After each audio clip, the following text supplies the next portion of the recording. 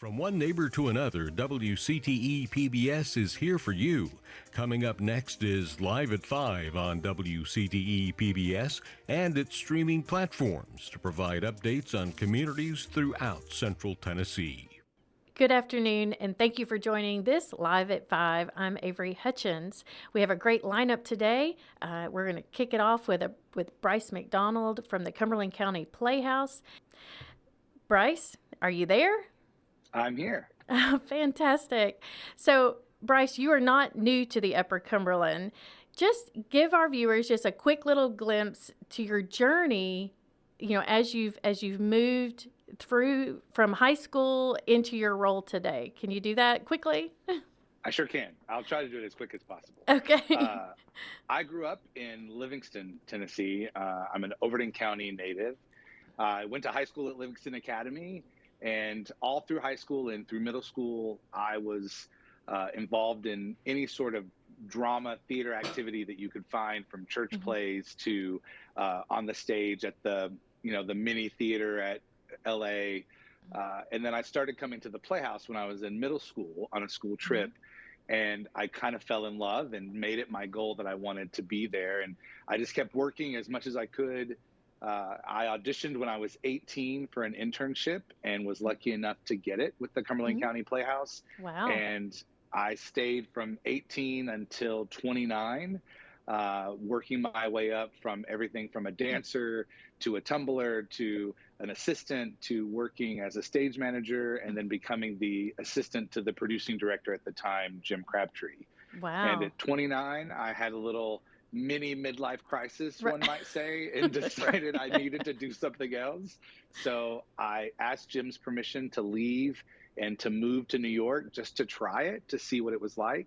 And he said, go spread your wings and get smarter and better and come back to us. So I moved to New York in 2005. I moved to New York and I stayed until 2014. And I was blessed enough to work on 9 Broadway productions as a stage manager and to work on 11 off-Broadway productions. My goal was to work for the largest not-for-profits in New York, because that's the biggest stage for our industry is New York City. And so I was able to work at the top not-for-profit theaters that operate Broadway and off-Broadway and tours. And I just immersed myself into them as much as possible. And then Jim called me and said, we're putting together a team to plan our succession, and we want you to be a part of it. Will you come home? And I said, without a doubt, yes. So I closed a Broadway show and I closed an off-Broadway show and came back in 2014. And then in 2016, I took over as CEO, and I've been here ever since. Wow, that's amazing. And I'm sure there's not a lot that can say they spent that kind of time on Broadway. So that's really amazing. Was there one particular experience that you really kind of took home with you and that you still use today?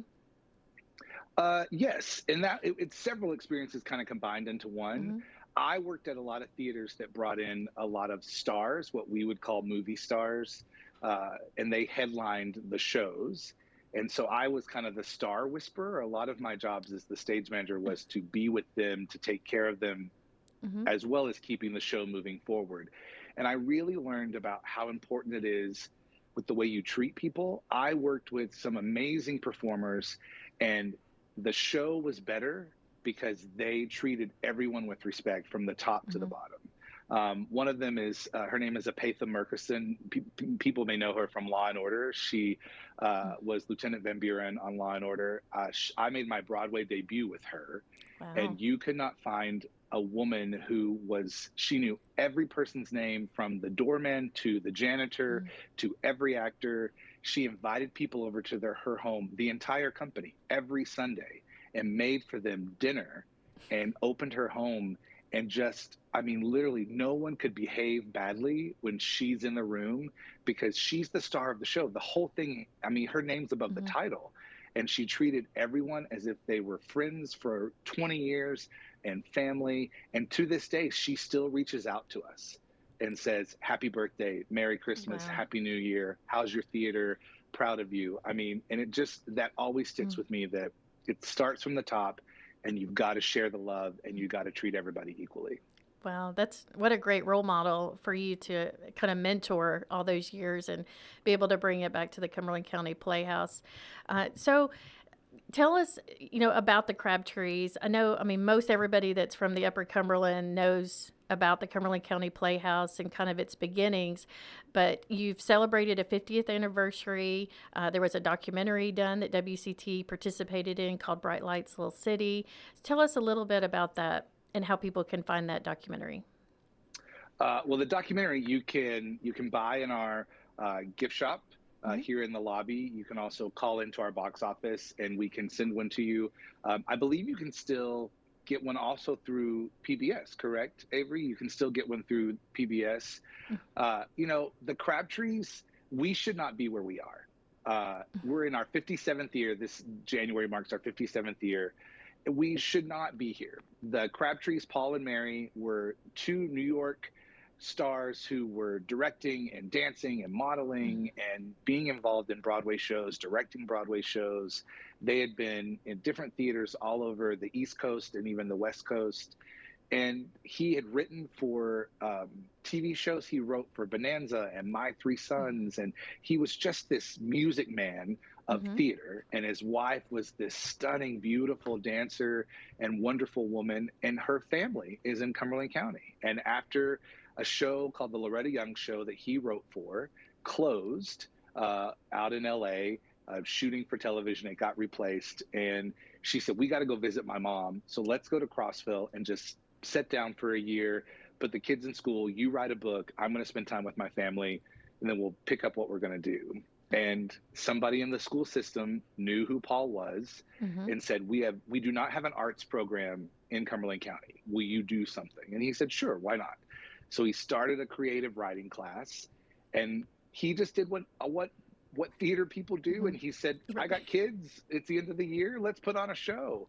So he put on a show that he had written called Perils of Pinocchio with, I think, 100 students, elementary students in this county. They did it in the old auditorium, which doesn't exist anymore. And the town went crazy. They came, ran for 4 performances in December of 1963, and the town just exploded. And he thought, okay, that's it. I'm going to go take Christmas break, and then we'll come back and do class next year. And they called him after Christmas and asked him to go to dinner. And it ended up being a town meeting. And the town meeting was, how do we keep what you just did for our kids here in town? And he joked and said, build me a theater. And a year later, in 1965, they completed the main stage of the Playhouse. And we've been here ever since. Wow. What a great story, and a great addition to the Cumberland Plateau and for Crossville and for all our, people that live here and have relocated here to the area to have such a gem right here in our backyard. Bryce, we're going to take a quick break, and we're going to be right back, and we're going to hear a little bit more about Bryce and what's going on at the Cumberland County Playhouse. Stay with us.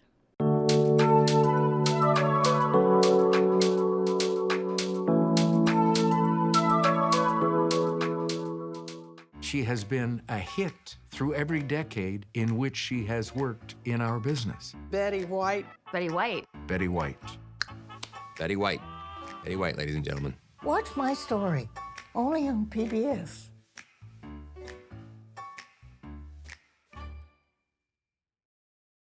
Good evening. I'm Lindsay Pride, editor of the Herald-Citizen, with your first story of the week for 2022. Tennessee legislators passed dozens of laws in the past year, ranging from criminal justice reform to education, that went into effect on the first day of the year Saturday. The Reentry Success Act allows jails to apply for grants that could help reduce recidivism rates. The law provides $5 million for jail officials to design and implement strategies to help inmates successfully integrate back into the community. Another law, HB 870, ensures that victims of crime are paid restitution before any court costs are paid. It also rolls back a requirement for courts to consider a defendant's ability to pay restitution.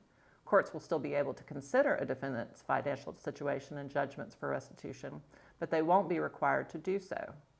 HB 100 requires a petition for the appointment of a conservator to include a search of the Department of Health's registry of persons who have abused, neglected, or misappropriated the property of vulnerable persons.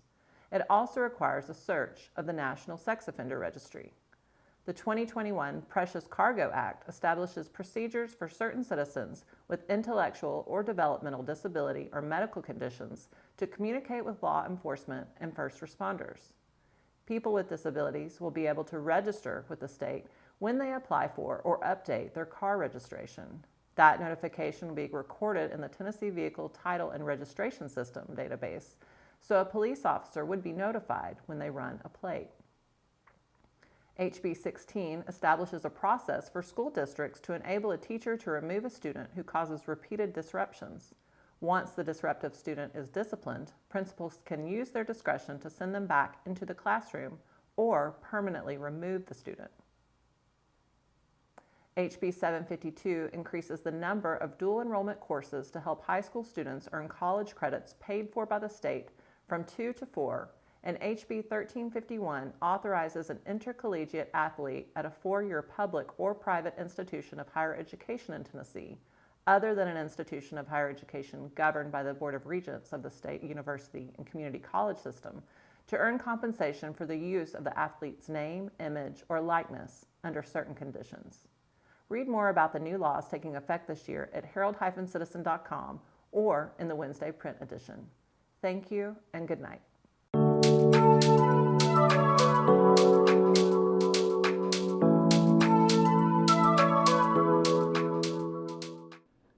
Okay, thanks for joining us today at Live at 5.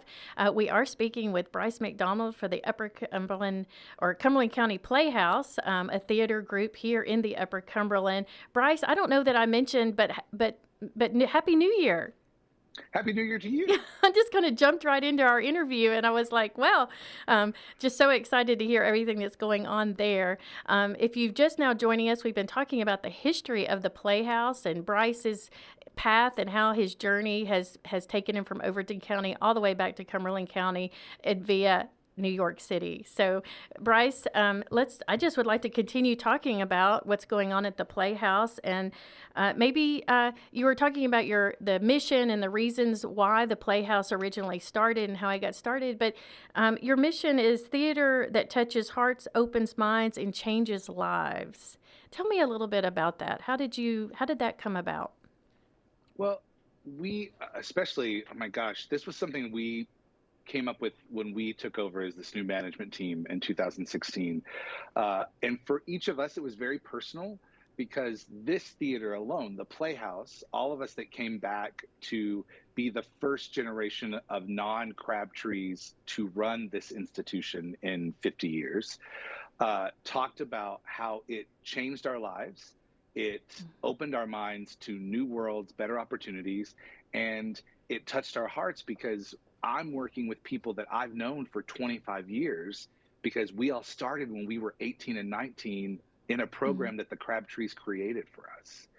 And then, this past 2 years have learned more than ever how important the arts are. We always knew they were important, but how many people need to express something globally together, and how people can have an emotion that they don't really want to address or talk about, but in a darkened theater with 500 people, you can let out that emotion and feel something without having to share your personal story about it. Right. And you can be touched and moved. And, I talk about it in the documentary Bright Lights Little City, but theater is truly all inclusive because it's all about, we're telling stories. And so every story is important. Every story is different, no matter your size, your gender, your diversity, your story is important to us. We're sometimes on a sports team.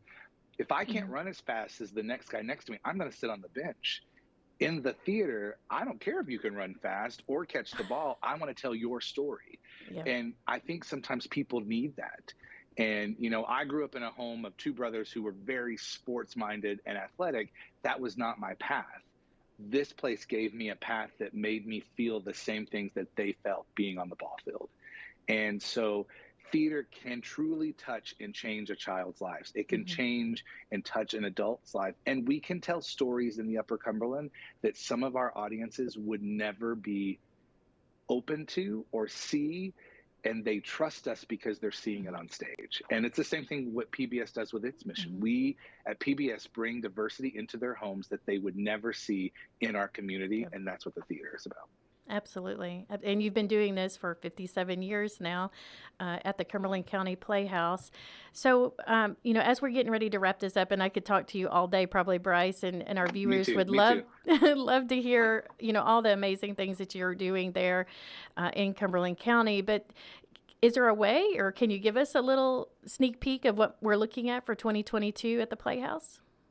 Well, I will tell you, I can give you the first show. We're having some issues. Sadly, COVID is still a reality in our world, and New York is being hit pretty rough right now with the Omicron variant. And so therefore, a lot of our licensing houses that we buy the shows that we're able to produce from have gone back to remote. And so we're kind of in a waiting period on a couple contracts for shows in the season. So I'm waiting to get those nailed down this week, and hopefully we'll announce next week the full season. But I'm excited to say that we're opening our season for 2022. Can't believe that's so weird to say. On February 18th. It is our kids production. It's a volunteer kids show. So we also have a heavy focus on children and arts education. And so we're going to be doing Peter Pan with a full child company putting it together. So it'll be anywhere from 5 years old to 18 are going to put together Peter Pan, and it's going to be magical and beautiful. Oh, wow. And so that opens February 18th and runs until the middle of March or end of March. So that's our first show that we're kicking off. We kicked off in 1963 with Perils of Pinocchio using children. We want to kick off this season showing the talent of these kids in a beautiful production on our main stage. Well, I think that sounds fantastic. Peter Pan, a favorite of everyone, small and old. And I think that just sounds fantastic. If people are wanting to buy tickets, how would they do that, Bryce?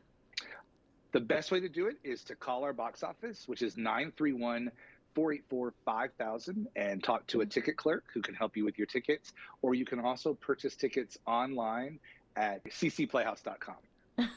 I know. I love it. Well, I'm super excited and pumped to see that play, Peter Pan, coming up in February at the Cumberland County Playhouse. And Bryce, thank you for joining us in this new year. And I wish you a happy new year to you and your staff there at the Cumberland County Playhouse. And I thank you for joining us today at Live at 5.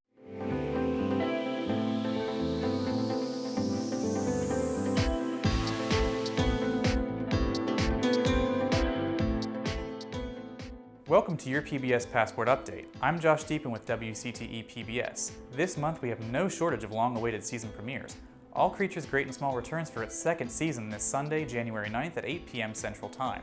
If you are already a member of WCTE PBS or are planning on becoming one, you can stream the entire first season right now or whenever you please with your Passport membership benefit.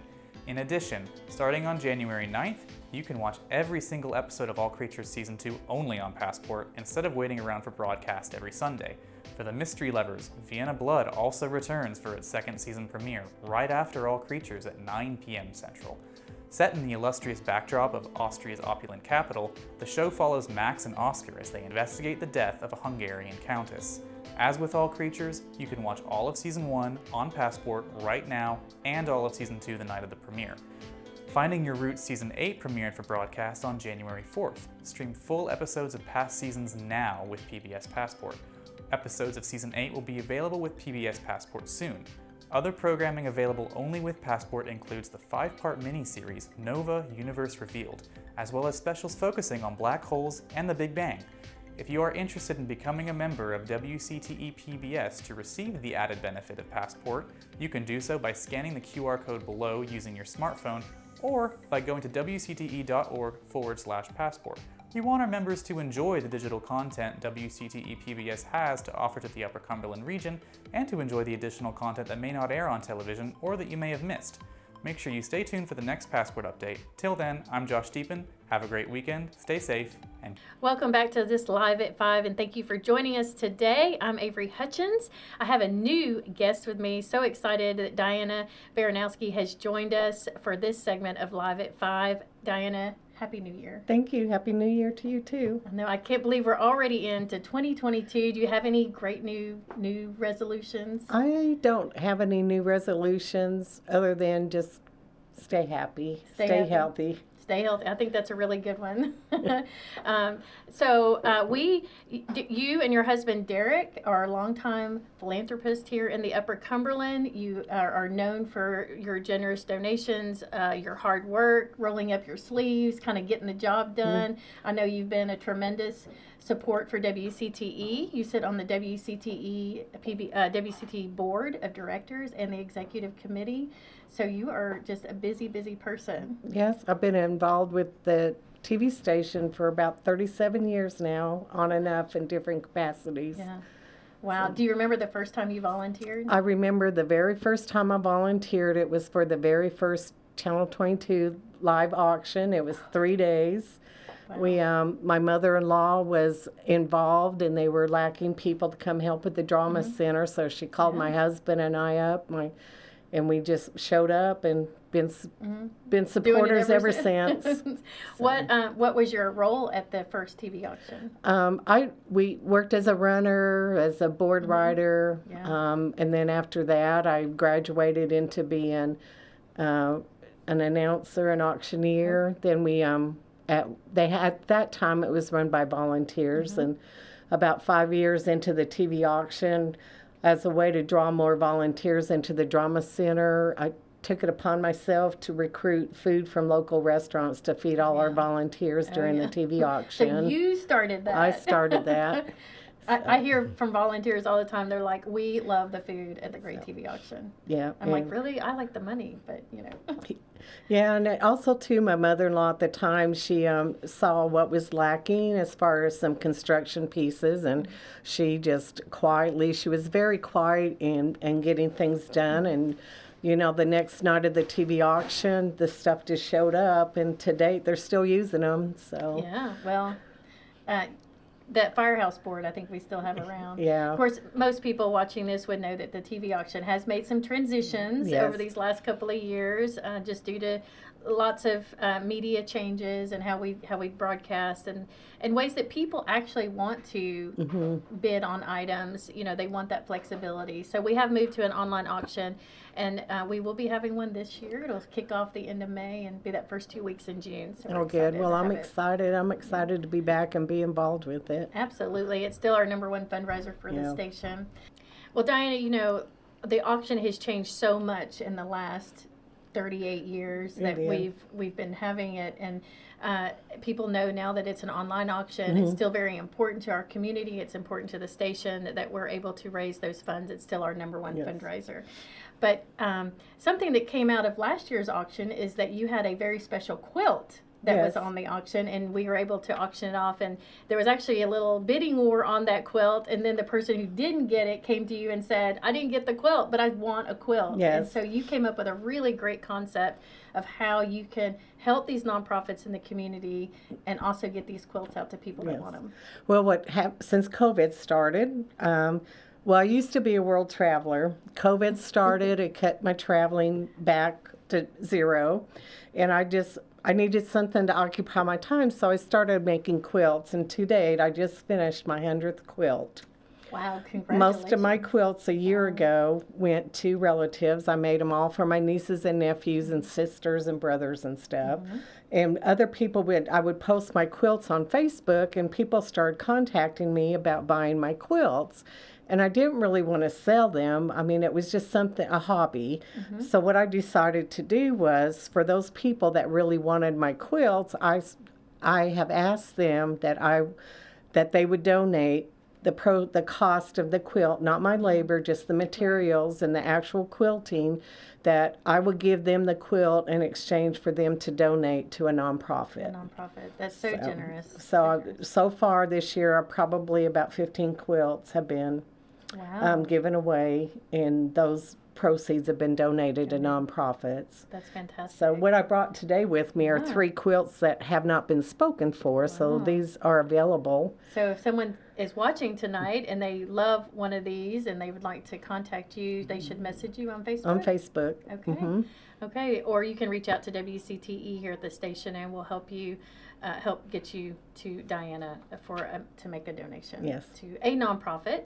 And you support several in the community. Yes, we so- do. My husband and I do in the Upper Cumberland. So Yeah. the ones that are kind of important to us, especially those that involve housing and feeding young children. That's right. So And education, you're and strong education, in education. yes, Yeah. yes. Well, I think it takes a creative mind Mm-hmm. and someone that's really interested in seeing good be done in the community Yes. to be able to do something like this. And it's fulfilling two things. So It just is. really, really helps. So thank you for that. Oh, you're and, welcome. We value that and we appreciate your support and for those that want to contribute. So, as what are, other than quilt making, Mm-hmm. how are you occupying your time during 22? Well, I did. Been reading a lot of books. Got hooked on reading. Well, I've always read, but I'm reading more books and longer books. Just supporting local organizations, really, and helping out when I can. I started this thing a couple months ago. I like to cook, but there's just my husband and me. So a lot of times I've been packaging up food and giving it away to single people or full-time workers that don't have time to have home-cooked meals. So I've been handing out soups And and she's stews. a fabulous cook, by the way. So been doing that. My daughter and I, when COVID started a year ago, before it was popular to make masks and donate, she and I did a marathon one Saturday, and we made 200 masks and donated them to the local hospital. And the interesting part, initially, they didn't want my mask, and then they called me back 2 days later because they had a mask shortage, and it started kind of a domino effect where the organizations got involved and were providing masks to the hospital. I love that you say that you and your daughter got together, Devin. I mean, she's been a contributor to WCTE her whole life. Yes. And I know that started because of things that you did early on. Yes. If you had advice to give young parents that you wanted to share with them how you got your children involved. Well, I think a lot of it and how I have 2 children, and I try to teach my children that your community is only as good as you make it, and by making a better community is you donate your time. That's the best thing you can do. I know a lot of people can't donate anything else, but time is very important to support local organizations. And since my kids were very young, they've always been included into projects that were age appropriate for them. And I'm a proud mother that even when my kids left home, they would donate their time, even when they were in college living away from home. My son for a year worked on the Red Cross disaster team in Chattanooga. Wow. My daughter's been involved both with her sorority and when she came back to Cookeville has been very active in nonprofit organizations. Yeah, she's the chair of our community advisory board and has been for a couple of years and does a great job. Yes. Well, I think, Diana, it's just so important and valuable for those lessons early on. And you're right, it does build the community. It makes us so much stronger when we're all able to pull together, collaborate, be supportive of each other. And other nonprofits, WCT wants to be that partner in the community with others. And therefore, we can all be lifted up and be better. So, And when one of the programs that WCT sponsors that's very important for young kids to get involved in is Stations of Imagination when it comes back Absolutely. during Fall Fun Fest. So yeah, that's great fun. And it's a free event, and there's lots to do, and getting kids engaged. Yes. I think it's fantastic. So there are a couple school organizations that are looking for projects to do too. At one point, I was providing all the foods available that the rescue mission would pack up and send in to transits coming through Cookeville. They would give them I haven't done it for a couple years, but that's one thing they can do. I provide the food. The school committee makes backpacks of food to be given to homeless people. So that's one thing we could do too. That's very nice. And that's a child can do that in helping and packaging the boxes, but they also need to understand why it's important we're doing this. Yeah, absolutely. Fantastic. Well, Diana, I'm so thankful you stopped by today Thank with you. these beautiful quilts, and we're excited to to hear more about how you've been involved in the community all these years. And of course, always very grateful and thankful that you've been a part of WCTE's family Well, thank all you. these years. So thank you. I hope you've enjoyed today's Live at 5 on this snowy afternoon in Cookeville, Tennessee. And I hope you'll join us again next week. From one neighbor to another, WCTE PBS is here for you. Join us back for the encore on Sunday at noon. A brand new show of Live at 5 will return at 5 p.m. next Thursday. Thank you for watching.